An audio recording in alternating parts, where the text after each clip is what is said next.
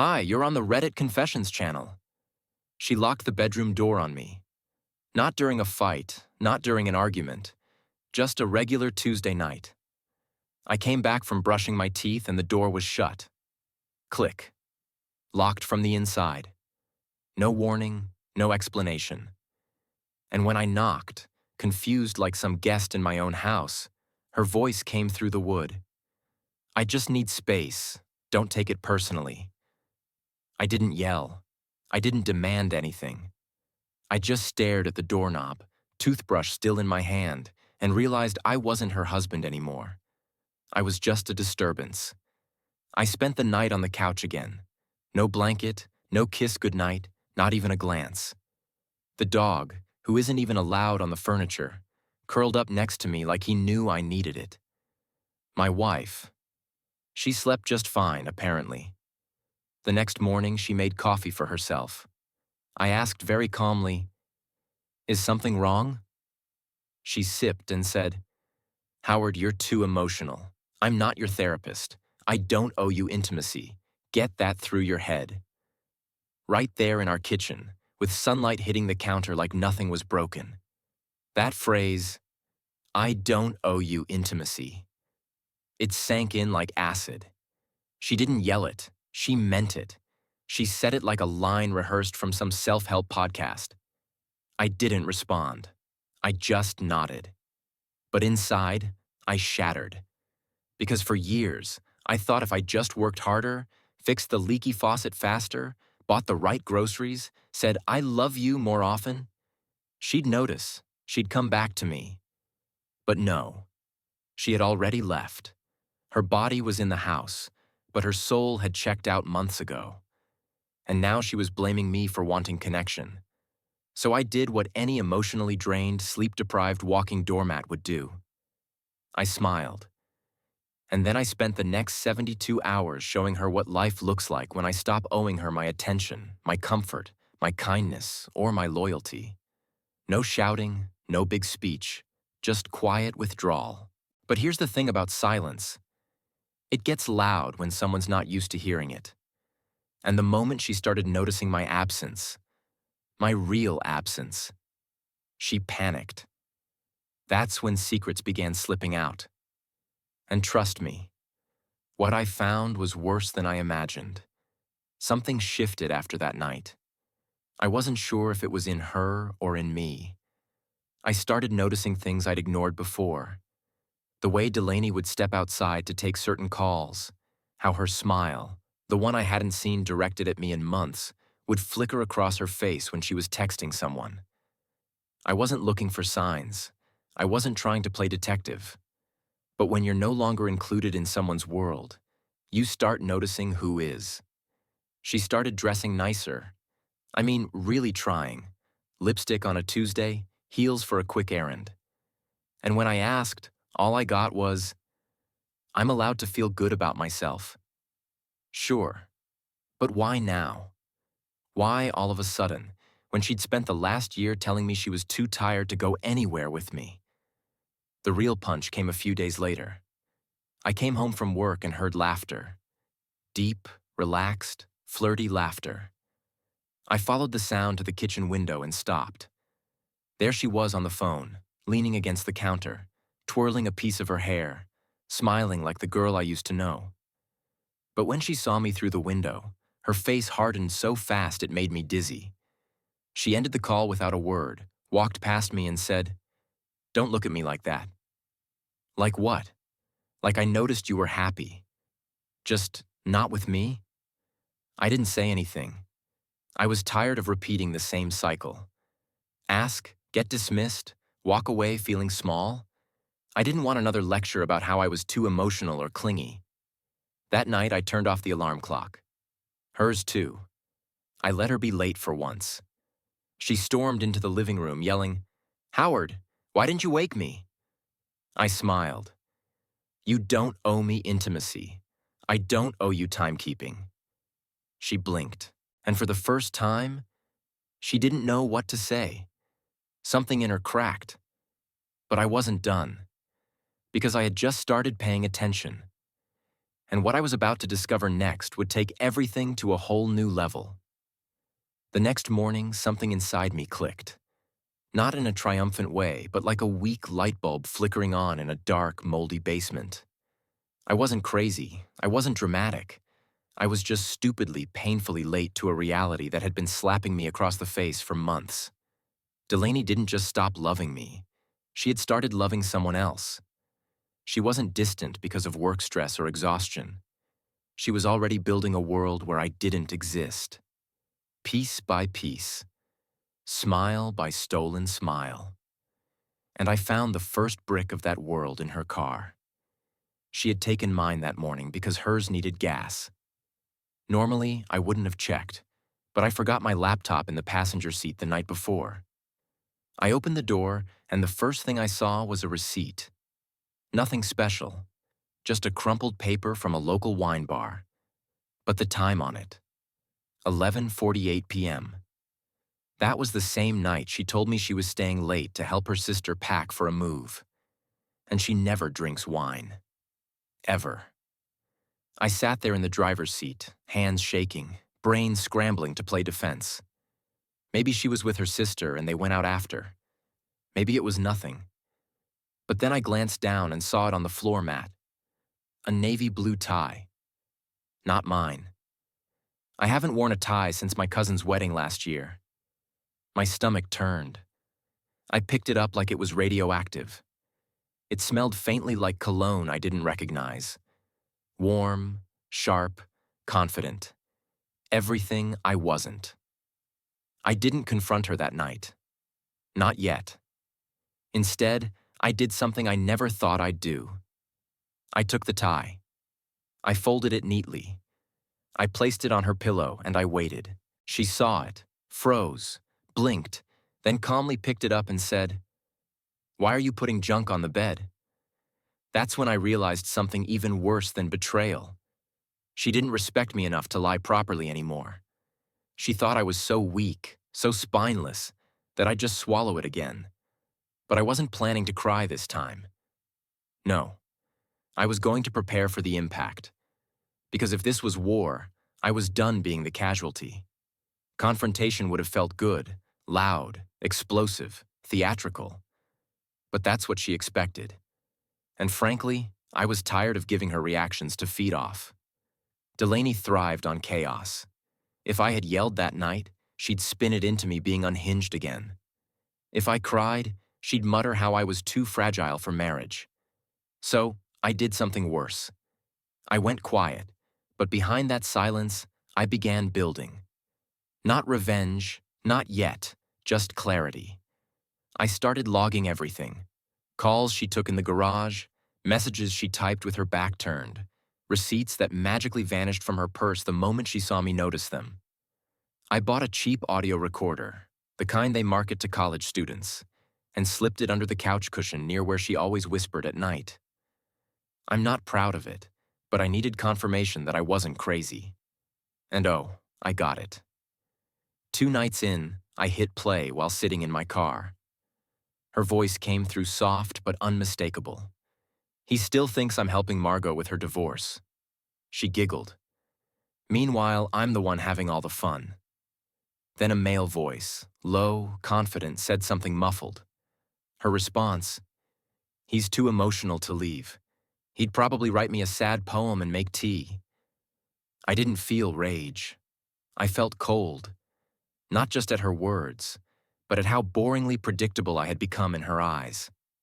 That's what burned the most. That night, she came home late again. Said Margot had another meltdown. I nodded, smiled, even asked if she wanted tea. She said no, scrolled through her phone with her feet on our table like it belonged to her alone. But inside, I was working on something. She didn't expect distance. Not just emotional, but financial, legal, tactical. I wasn't going to play the victim anymore. She wanted to treat me like I was too soft to act? Good. Let her think that. Because what I was planning next would flip the entire balance of power. And when it landed, it would be quiet, but permanent. Delaney was getting reckless, and I knew that meant she felt secure. That's what made it so easy to pull the next thread. The very next night, she told me she was going to a late yoga session with her friend Shelby. I nodded, even offered to warm up her car while she finished getting ready. She hesitated, then agreed, like I just passed some twisted loyalty test. But here's the thing. Shelby had texted me earlier that day, asking if I could help her fix her porch light next week. No mention of yoga, no plans with Delaney. So I did what no emotionally fragile husband was supposed to do. I smiled, kissed Delaney on the cheek, and watched her drive off. Then I followed. I stayed far behind, took back roads when I could. She didn't head toward the gym or Shelby's neighborhood. Instead, she turned into a small private lot behind an apartment complex I didn't recognize. I parked across the street, engine off, lights down. And then I waited. 10 minutes later, a man I'd never seen before pulled up. Tall, athletic, beard trimmed like a guy who checked his reflection a little too long. She opened his passenger door like it was choreographed. He leaned over and kissed her. Just like that. No hesitation. I didn't take pictures. I didn't record video. I didn't need proof anymore, not for her. I needed it for myself. To end the fantasy. To finally erase the hope that maybe she just needed space. Maybe it wasn't that bad. No, it was that bad. She had replaced me. Emotionally, physically, completely. And didn't even think I was worth hiding it from. I drove home before they noticed. By the time she walked in, I was already on the couch, fake snoring like my life hadn't just collapsed 2 blocks away. She kissed me on the forehead and said, "Thanks for being so understanding." Understanding. That was her mistake. Because now I understood everything. And what I did next changed the entire script. After that night, something inside me shifted. I stopped waiting for her to return to me. That version of Delaney was gone, probably long before I noticed. What I had now was a stranger using my roof, my name, and my silence as a cover for her second life. And if she was going to keep living like I didn't exist, I decided to do the same. But smarter. I didn't blow up, didn't ask questions. In fact, I became the ideal husband. Polite, helpful, soft-spoken. I kissed her before bed, made her coffee in the morning, sent little check-in texts during the day. It made her comfortable. She started slipping even more. Passwords stayed saved. Schedules became loose. Excuses got lazy. She thought I was healing, but I was watching. One night, while she showered, I finally unlocked her tablet. She never logged out of anything there. Email, texts, location history, all open. What I found made my hands go cold. There were restaurant reservations I'd never heard of, hidden folders with hotel confirmations and photos, dozens of them, posed like a couple, holding hands, her face glowing in ways I hadn't seen in years. And then something worse. She wasn't just cheating. She was mocking me in texts with him. Screenshots of my sad little dinner setups, my emotional talks, my attempts at affection, all followed by laughing emojis. I didn't cry. I didn't scream. I started packing, not clothes, evidence. Bank statements, tax forms, copies of receipts, asset documents. I moved half our money to a personal account I had opened years ago and never used. I met with a lawyer under a different name. I drafted a letter to my boss requesting a transfer to another city. I didn't want a scene. I wanted an escape. The best revenge isn't loud. It's absence. And mine was coming soon. She had her new life. She just didn't know she was about to lose her old one. I left on a Thursday, not with a bang, not with some dramatic speech. No note, no suitcase by the door, no slamming drawers. I just got up earlier than usual, turned off the alarm before it buzzed, grabbed the envelope I had hidden inside a cereal box and walked out. Inside the envelope was everything. Divorce papers signed and notarized, a photo of her and the guy from the parking lot, a copy of our bank transfers, and a message written in my handwriting, 3 words long. You're free now. She wouldn't find it until much later, though. She had taken to sleeping in after her late yoga sessions. I knew she'd wake up assuming I'd be back soon, maybe even text me to pick up oat milk or eggs. It would take a few hours before she noticed the absence wasn't temporary. The closet slightly emptier, my keys missing, her login to the bank denied. I didn't go to work. I didn't go to a hotel. I went to a small cabin 2 towns over, one my uncle left behind before moving to Florida. Dusty, isolated, but with working plumbing and a lock on the door that didn't echo when it shut. I sat there for hours, not celebrating, not planning, just existing, letting the weight slide off in pieces. And then my phone started buzzing. 10 missed calls, 12 messages. Where are you, Howard? This isn't funny. I need to talk to you now. What did you do with the money? There it was. Not a single message about us. Just panic about control, about access, about consequences. By sundown, she had shown up at my sister's house demanding answers. My sister, who knew everything, handed her the envelope. She said Delaney stood in the driveway reading the letter over and over again, then just sat down on the porch like someone pulled the ground from under her. She hadn't expected me to have a final move. She thought I was all bark, no exit. But I wasn't barking anymore.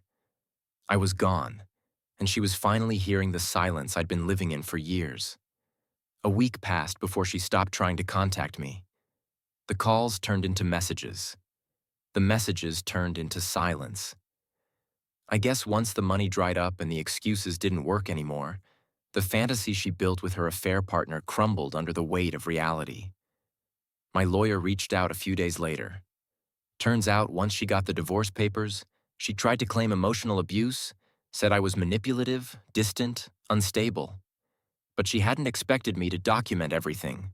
Screenshots, recordings, dates, receipts, all neatly filed and time-stamped. My lawyer said her face dropped when they presented the packet, like a magician caught planting the card in her sleeve. In the end, I kept the house, the savings, my name. She walked away with nothing but her story, and not even that held up. But here's where the story turns. 3 months after everything was finalized, I started hiking.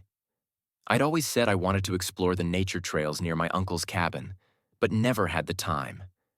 Now I had nothing but time, and a quiet, peaceful place to rebuild. That's where I met Elle.